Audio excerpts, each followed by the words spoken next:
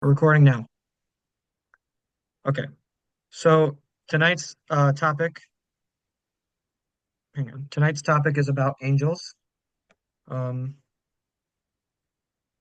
and before I begin talking about this, a lot of the research that I have compiled from this study has been some of my own, but a lot of it has also been through YouTube videos and through that sort of thing. And so I'd like to thank the YouTuber Wendigoon, for his video on breaking down all the angels. Just so credit is where it's given.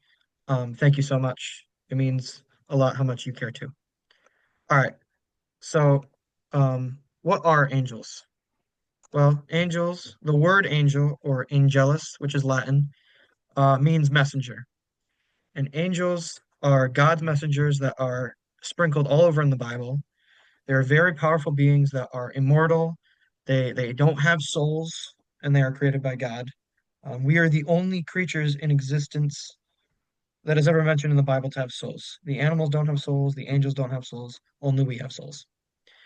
And they do incredible things in the Old and New Testament, but especially in the Old Testament, they're more mentioned for their supernatural powers. They help God's followers and his prophets. They protect them from danger. And something interesting to know about angels is that they have no genders, and there are a finite amount of them. Angels don't reproduce with other angels. The only angels that reproduced were the Watchers that fell from grace and lusted after women in the Old Testament when they had the form of men. Um, so there are three spheres that are mentioned of angels because there are essentially a hierarchy. And by hierarchy, I just mean by which three groups are the ones that are closest to God physically. But there are nine types of angels that we know of, and they are put into these three groups. So it's three angels and three groups. Um, and in no means at all is this referring to how powerful the angels are, because we simply just don't know how powerful they are. Just because that they can do one thing doesn't mean that they can't do another thing. And we simply don't know. But again, I think this will be a fun lesson to for us to talk about our theories, other people's theories, a lot of beliefs, because angels can be a very controversial topic. People have a lot of convictions about them, and some of these things can be a little contentious, but it'll be interesting to talk about. But like I said before, the three spheres are broken down into which ones are physically closest to God. So let's begin. Um, so it's God, first sphere, second sphere, third sphere. So, and okay, so before we begin talking about the three spheres, in the Protestant Christian Protestant Bible, there are only two angels that are ever mentioned by name, which is Michael the Archangel and Gabriel the Messenger Angel, which in some beliefs, Gabriel is also an archangel. And there are theories about these angels, especially Michael. And that's Michael on the left and Gabriel on the right. We're going to be talking about them a little bit later on, but very interesting angels that are they are both definitely all over the Bible, Old and New Testament. So the first sphere or choir of angels are those which are closer to God than all of the other ones. They are right with God beside the throne in heaven. These angels are in heaven and reside in heaven, and their actions are done right next to God Himself. And again, this is not by their power set, I guess. It is by who is physically closest to God. So we have the seraphim, the cherubim, and the ophanim, otherwise known as the throne angels. So that's the first sphere. Um, the second sphere um, are also in heaven with God, but their job and actions do directly affect what is happening on earth, even if they don't reside on earth. Um, less less is known about these angels, so some of what will be talked about will not be part of biblical canon. Some of these things will be. And by biblical canon, I mean Protestant biblical canon, because this may be Orthodox beliefs or Catholic beliefs, and again, we simply don't know, so there again there could be limits as to what these angels could do. Um, uh, they are the second group of angels that are closest to God, which are the dominions, um, the virtues, and the powers. And then the third sphere of angels, they are actually on earth with us as we speak, and we may not be able to see them or feel them or hear them or what have you, but they are surely here. They are fighting demons spiritually and physically. And when I mean spiritually, I mean that they're more in the spiritual realm, physically fighting demons and protecting us from the evil that Satan brings and the wickedness, temptation, those sorts of things, especially with some specific types of angels, which we're going to be talking about. They watch over us as we go through our lives, but they never encroach on our free will. And so that sphere is the principalities, otherwise known as princes, um, archangel or archangels, depending on your beliefs, and then the quote unquote guardian angels, which are just also known as angels, because that's what those ones are. And we're going to get more into what the other eight kind of are, technically other seven, but we're going to go on from there. Um, before I continue, does anyone have any questions, thoughts that they'd like to share, opinions? No, not at this time. Okay. Um, so next, before we get into the angels, we're going to talk about their appearance and why people always appear scared or terrified of them. And in the Bible, there are countless interactions people have with angels. Um, and not every single person, but a lot of them, um, the Bible always makes a point to say that those people are terrified. And those angels will always respond with, do not be afraid or be not afraid, depending on your translation. And while a lot of them do have the appearance of men, that's not always the case. Um, and so I borrowed some artwork from the internet, and this is what some people think angels look like, is like a human, very beautiful with wings and a dress, and that's kind of it. But then really what they're actually look like described by the Bible is more like that, or what's on the right, which that is a picture, an artwork of what a seraphim looks like. Um, so we're going to be talking about the seraphim first, also known as the burning ones. These angels are seen in Isaiah chapter 6 when the prophet Isaiah has a vision of God's throne, and they're described as creatures with human heads and six wings, two to cover their feet, two to cover their face, and two to fly. Um, and they are only mentioned in direct proximity to God Himself. They appear to be the highest rank of angels. They are the caretakers of the throne of God, and they are always mentioned singing His praises. And these angels are the ones that are supposedly seen by John in Revelation with eyes all over their wings. Um, and that's again not photograph evidence, but that's artwork as to what a seraphim, not a seraphim, but a seraph looks like. A seraphim is a plural term. Um, and so that's a seraphim. Does anyone have any thoughts, questions, comments about the seraphim? Okay. So next No. we're going to talk about what is a very interesting class of angel. It is the most talked about angel in the Bible, most referenced, most referred to, called the cherubim or cherub, in the singular term. Um, so these angels are the most described, referenced, and talked about in the whole Bible, but they are also the most misrepresented in the Bible, ironically enough. These angels are mentioned in Genesis as the ones who protect the Garden of Eden after the fall of man. They're also mentioned in Ezekiel chapter 1. They have four faces, a lion head on the left, an ox head on the right, a human head in the middle, and an eagle head on the back of the head. And supposedly, their wings are covered with eyes as well. And wherever they are, they're always glowing with fire and lightning.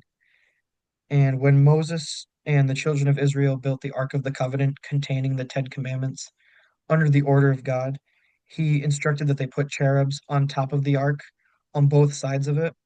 Um, when King Solomon builds um, the temple in Jerusalem, he made sure to build pillars with cherubs below the throne to replicate God's throne, as their role seems to be the protectors of his throne.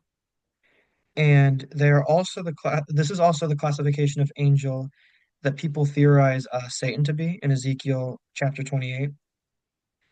And that's the scripture that's referenced. And that is a picture. Again, that's artwork of a cherub. And they don't look like the chubby babies that you see. That's a Renaissance thing. During the time of the Renaissance, when artists were making angels to make them more quote unquote appealing, what they did was that they essentially took the Greek mythology version of Cupid and just said that that was a better image to what they were looking for. Other than that, there's really no Barents to confirm that that is what cherubs looked like. That's not to say that they can't possibly look like that because we don't know the extent of their powers, but whenever they're mentioned, that's not their form that they take. And that scripture reading is not fully accurate. Like that's the correct chapter, but there's not as much as needed to read that um, Satan is suspected to be uh, a cherub. And I can read that. So instead of verse 1, more like verse 11, this is when Ezekiel in chapter 28 is prophesizing against the prince of Tyre. I don't remember how to pronounce it, but I'll read it to you right now. Moreover, the word of the Lord came to me. Son of man, raise a lamentation over the king of Tyre, and say to him, Thus says the Lord God, You were the signet of perfection, full of wisdom and perfect in beauty. You were in Eden, the garden of God. Every precious stone was your covering: sardius, topaz, and diamond, beryl, onyx, and jasper, sapphire, emerald, and carbuncle, and crafted in gold were your settings and your engravings. On the day that you were created, they were prepared. You were anointed, you were an anointed guardian cherub. I placed you, you were on the holy mountain of God. In the midst of the stones of fire you walked. You were blameless in your ways from the day you were created till unrighteousness was found in you. In the abundance of your trade, you were filled with violence in your midst, and you sinned. So I cast you as a profane thing from the mountain of God. And I destroyed you, O guardian cherub, from the midst of the stones of fire. Your heart was proud because of your beauty. You corrupted your wisdom for the sake of your splendor. I cast you to the ground. I exposed you before kings to feast their eyes on you. By the multitude of your iniquities and the unrighteousness of your trade, you profaned your sanctuaries. So I brought fire out from your midst. It consumed you, and I turned you to ashes on the earth in the sight of all who saw you. And all who know you among the peoples are appalled at you. You have come to a dreadful end and shall be no more forever. Um, and I'm curious if you guys have any thoughts on that, but I do think it's interesting because Satan, before he was Satan, he was Lucifer, and um, Lucifer was the one of the most, if not the most beautiful angel in God's kingdom, and of what he was made of, and he was adorned with all these jewels and this beauty. And because of his pride and he thought he was powerful than God, he decided to take it too far and he fell from grace. I'm curious if you guys have any thoughts or comments or questions on that. I've read this passage before and never really thought about it. Yeah, I don't know. I think it's interesting that people, because there could very well be more than nine types of angels, but in the context of this passage too, whenever Ezekiel is prophesying, the prince is being corrupted. Or excuse me, he's being possessed by Satan. Satan is in him, is working through him. And so that's what would make me think that um, perhaps that Satan was or is a cherub. Um, so if no one has any more questions, I'm going to move on to the next one, which is my personal favorite, which are the thrones of the Ophanim angels. First mentioned in Ezekiel chapter 1, these angels are alongside the cherubim, described as four wheels within wheels that are constantly spinning. And these angels have four wings, two to fly and two to cover themselves. And you guessed it, they have eyes all over the wheels, looking in every direction. In the center of the wheels is a fire described as the color of a terrible crystal, and terrible in the translation in this context meaning many. And it's sort of like a collage or kaleidoscope of colors, so to speak. And Ezekiel says that there are living beings inside the wheels as well. And these angels are indescribably huge. In Ezekiel chapter 10, uh, Ezekiel tells us that when God tells the cherubs or the cherubim to bless a house, they would reach into these throne angels and pull out these hot, colorful coals and lay them all over the house to bless it, and the roof, on the ground, all around the house, on the property. And Ezekiel tells us that these angels are so big that they are dreadful to look at. And it is possible that these angels are bigger than the sky itself and perhaps even larger. And it is also mentioned that when they flap their wings, it sounds like that of great ocean waves. And when they spoke, it sounded like thunder and trumpets. And they're only mentioned in they're only mentioned explicitly in Ezekiel and possibly Revelation, but just in a different form, so that John can comprehend in his vision of seeing so much of God's kingdom in the future. And they are believed to be the elders that are referred in Revelation. That's a theory as to what they could be, and that's what they look like within the best artwork that I could find. I know these ones don't have wings, but again, just a very interesting idea to think about angels with intersecting wheels with eyes all around it. Because we can't see I that think picture. I think it's behind you, maybe. the picture that's behind me, can you see it now? No, but maybe Chelsea can see it. Okay, well, what you're seeing is or what you would be seeing, I don't know how to change that, is it's a black and white picture, and it's just a bunch of rings with eyes on it, with a large eye that looks like it's on fire in the middle. Um, I think, yeah, just the edges is coming up kind of around your screen. I'm sorry, I don't know how to change that. No, that's all right. I like the pictures too, though, when I can see them, they're interesting. I'll have to change that. Hopefully on the YouTube you can see it. But yeah, so these angels again are huge, eyes all over, bigger than the sky, uh, according to Ezekiel, perhaps. And again, it's just so interesting that you see when Ezekiel sees what looks like the throne of God in the distance, he sees these angels and the cherubs, um, which is just so interesting to me.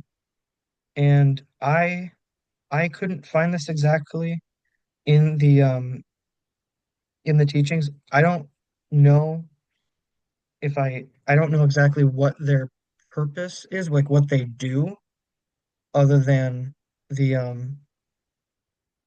than the stones or the coals. But again, I just simply don't know because I don't know if a whole lot is mentioned about what they can do, but other than change their forms and have the coals. But still, a very, very interesting angel to me just because of how mysterious they are. Okay, so um, that's the first sphere of angels. That's the first three that are in the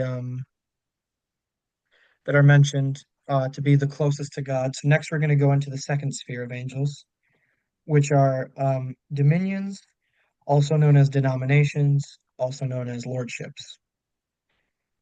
And these angels, again, not greatly talked about in the Protestant Bible, maybe more in the Orthodox or the Catholic Bible, or perhaps even the Book of Enoch, but seemingly has the responsibility of regulating the duties of the angels under them, which is the third sphere and the rest of the second sphere. But these angels show us a possible link to show us the angels may have some semblance of free will, but not, but maybe not the free will that say us we have. And this is not fully biblically canon, but artistically they are shown as holding a gold staff in one hand and the seal of God in the other. And this shows us that they may have some sort of leadership and carry out the word of God. They're believed to be sort of kind of like a less powerful judge, but they carry out God's judgment. They are meant to act on Earth only if humans have huge conflicts or battles with each other, like war, for example. And they are believed to pass judgment on those occasions. And they are sometimes viewed to be in a level of control in some different areas of Earth, and that they are the source of wisdom for rulers. Um, they're also seen as bringers of mercy by scholars. And they're also believed to be this is the angel that is believed to have stopped Abraham from killing Isaac as a sacrifice back in Genesis. And um, but these types of angels are probably mentioned the most by Paul in Ephesians and Colossians. And they're also believed as having reign of most things in the sky, such as the cosmos, the planets, and stars. And they are rulers of judgment, order, and carrying out God's will. That's their main responsibilities. I apologize if you can't see the photo, but it is a picture of two of them holding gold staffs and the seal of God whilst having wings. Oops. Does anyone have There we any questions or there I see it now as it slides past. as it slides past you see it? Yeah, there I see it when it goes past. Oh, I'm sorry. Huh. Okay, No, I'll that's have to okay. not I tuck them in just the corner anymore.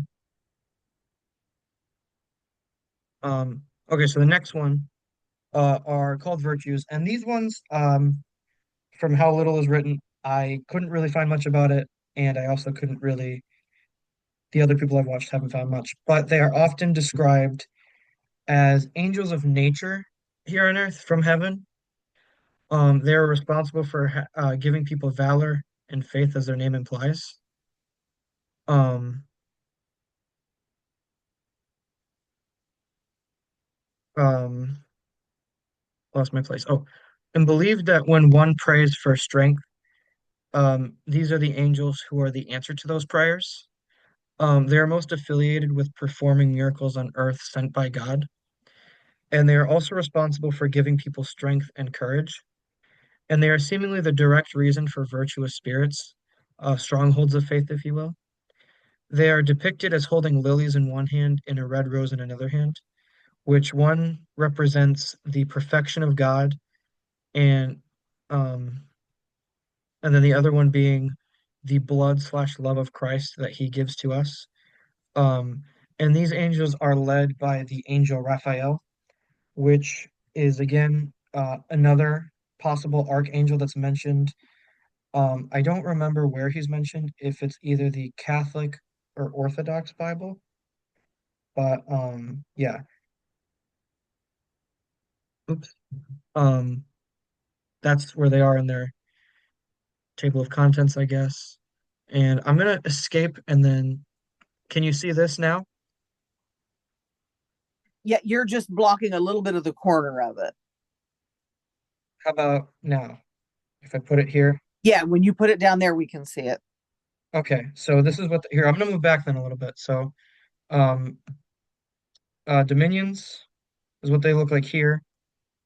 And then this is the thrones, just for some perspective. Okay. So that's the one that was the wheel in a wheel. This is the one with the wheel and the wheel. Yeah. Um the uh gold staff and seal of God. And then the um what's it called? That's The virtue. the virtue, thank you. With the red rose and the white lily, which again, this was the only picture I could really find of them. I know it's not holding the two different kinds, but just imagine one of them is a rose. Um, Next one are known as the powers, anti-demonic angels, obviously, also known as the authorities. And these are the angels that are constantly at war with the demons on earth. And they're believed to guard the border between heaven and earth as they are also, or as they are the closest to earth. So they're guards of heaven, if you will. They are escorts of heaven for every saved soul, implying that there are many of them, a large population of this classification of angels specifically. They are believed to be the helpers of fighting off temptation, for example, and are believed to give powers to people to fight off the wickedness of the devil. And they're always depicted as wearing armor and carrying weapons. And we're actually going to come back to these kinds of angels from a theoretical point of view, mentioned by Paul in, I want to say, Ephesians. Um, Again, that is where the powers lie. They are at the bottom of the second sphere, and they're depicted always wearing armor. Oops. So they look like this. Can you see that? Yes. Yeah, she helped you move it to where it needed to be. Yeah. So that's where they go, or excuse me, sorry. That's where they are on the hierarchy, if you will, and that's where so their job is to they are the on the border between heaven and earth. So they're the ones that are the closest from heaven to earth, obviously within the border. Um, Questions, comments about the second sphere, dominions, virtues, or powers? No, I don't have any. Okay. Um, so now we're going to get into the third sphere, and this is where things are a little bit interesting between powers and what are called principalities or princes. Um, they are responsible for making sure that ministries are still to be executed properly on earth. Um, they they rule over areas of the earth similar to the dominions, but for different purposes. Um, Divine knowledge or ideas that come to man are supposedly because of these angels.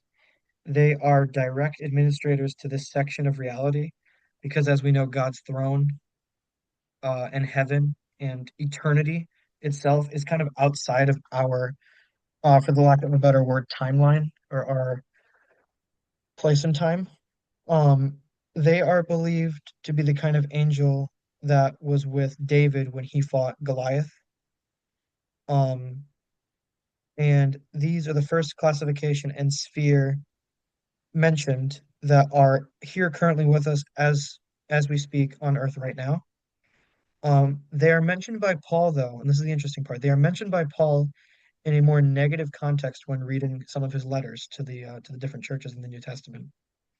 And he alludes to both the princes and powers being among the majority of angels that fell from grace with Satan. Um, they are both supposedly a large amount of the third of angels that fell with Satan.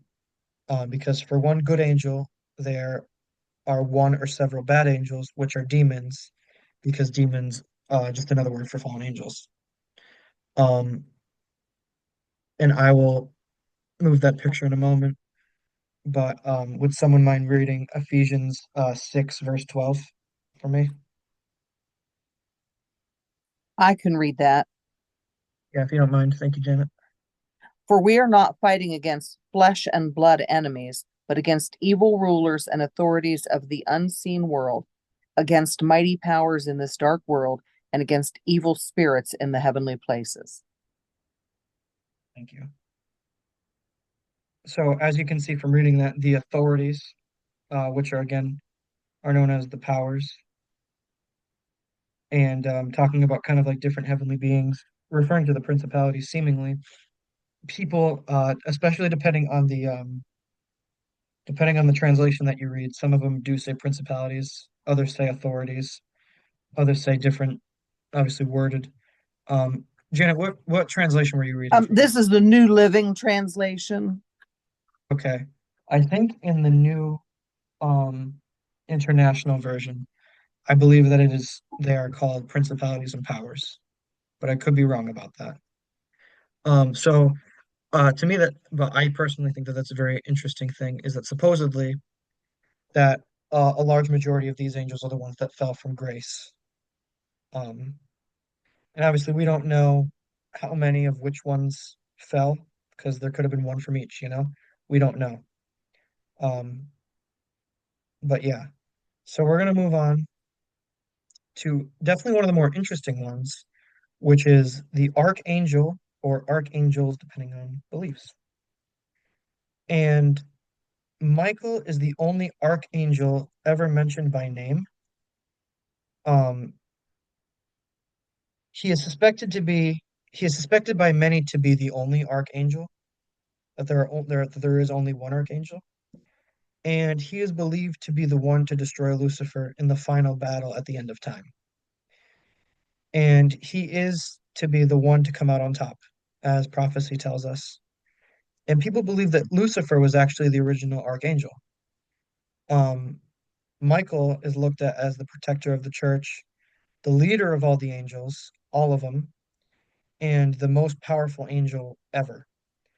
And given the fact that Gabriel is also mentioned by name, this may imply that they might also have a similar level of facility, especially since they are both mentioned by name in the book of Revelation. And some believe that there are actually seven archangels in all, or even more. I believe, in 12. I think some also believe, if I remember correctly, in 15. It all depends. But the other ones that are ever mentioned by name in other beliefs, so we have Michael the warrior, Gabriel the messenger, Raphael the healer. These ones I may pronounce incorrectly, but Japhael the beauty, Ariel nature, Shamuel relations, and Azrael is death. And again, archangels, whatever your beliefs are, they are looked at as the most powerful angels despite living in our time and on earth. And whilst some others believe that that the archangel may not even be an actual classification of angel, but rather a title similar to that of a general, captain, lieutenant, what have you.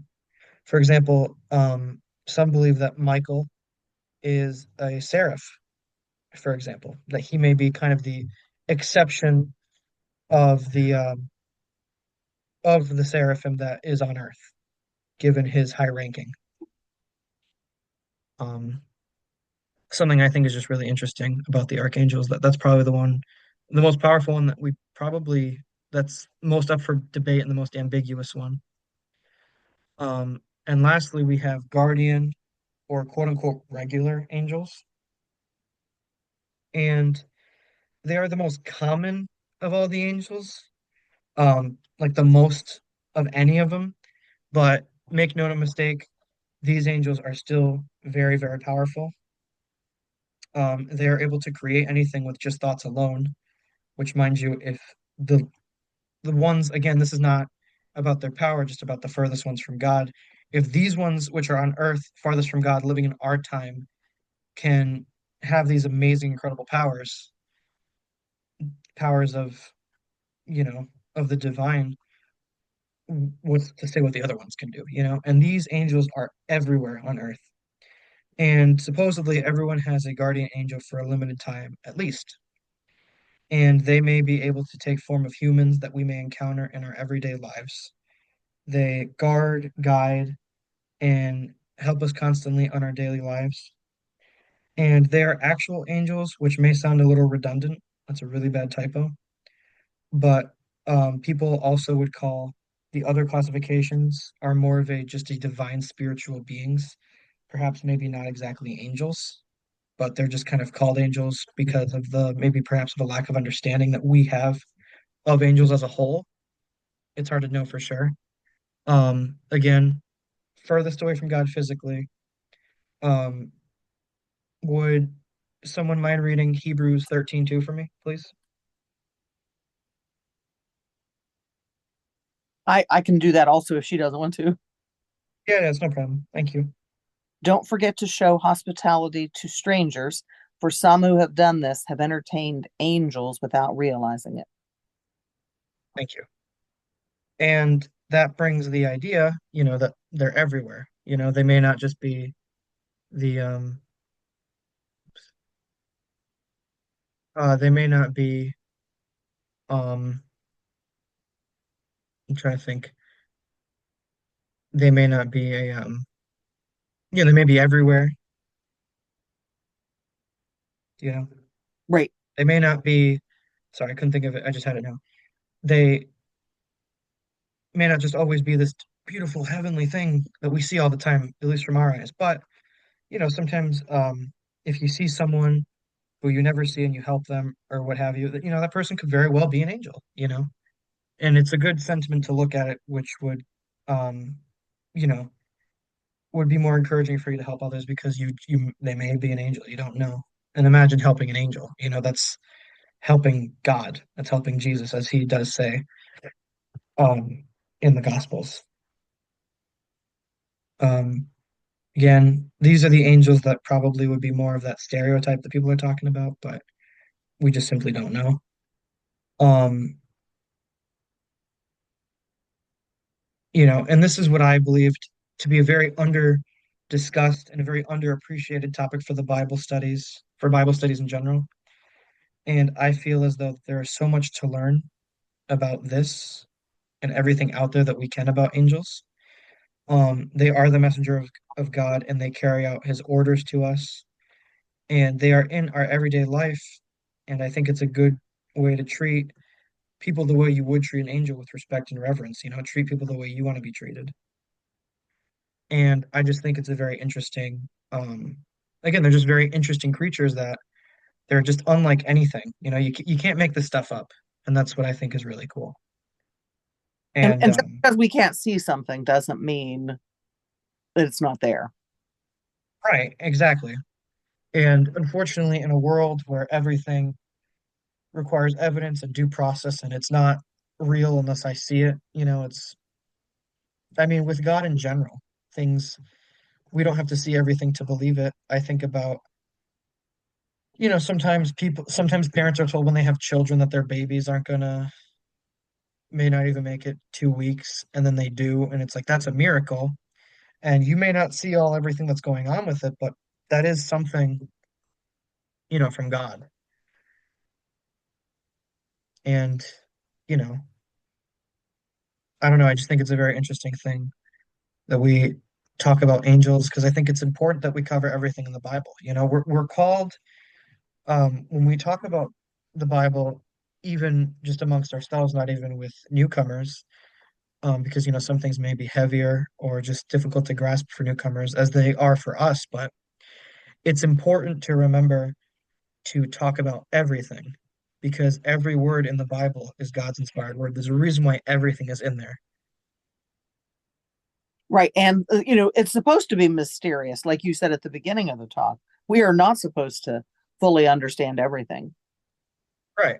I think if we understood everything right now, I think our brains would just melt. It's too much information to understand because we can't even look at God directly at God the Father without dying. The only person that was ever closest to seeing God in the flesh, quote unquote. Well, obviously there's Jesus, but in terms of God the Father in the Old Testament, it was Moses. And I want to say it was Exodus 30, could be wrong about that, but Moses asks God if he can see him, and essentially God says, turn your back to me and essentially put yourself in this cave or something. Maybe it wasn't a cave, but he kind of told him to just look away. And then God said, I will show you my backside. Well, God doesn't really have a back per se, but it was just a type of thing where it's like no one can look God directly at him because we can't handle it. We can't handle to stand to see him in all of his glory, you know? Right. And it's like if we can't even see God truly all the way without dying, how are we going to be able to understand everything that he has going on? It wouldn't make any sense. When we have God in our lives and we choose to have him, we're stronger. But at the end of the day, that's not even a physical stronger, that could just mean a spiritual stronger because at the end of the day, we are very weak flesh and blood creatures. And the Bible even talks about this itself. To die is gain. Don't be scared of what can kill the body, only be scared of the one that can kill the soul and condemn it forever in hell. It's just a thing that we need to remember. And it's hard to remember because we're people and we get scared about things. I mean, people get scared when they see angels, and angels are only there to help Right. That should and be a to assist. comfort. Right, but it's hard to be a comfort when it's something that you don't ever see in your life, and it's all of a sudden something surrounded with eyes talking to you in a deep voice saying to not be afraid. I was talking to one of my friends about this the other day, and apparently, because as we know, the Bible is not English, uh, intrinsically, it wasn't always English, and the "do not be afraid" thing, supposedly means it translates to in that language saying, "Please stop screaming." Wow. Which is and the angels are saying please stop screaming, like that's the thing that we take away from that as opposed to don't be afraid. So this is a great study. I'm going to stop recording, and I hope anyone that reviews this on YouTube enjoys, and thank you for listening, and thank you to everyone for participating. I'm going to stop recording now.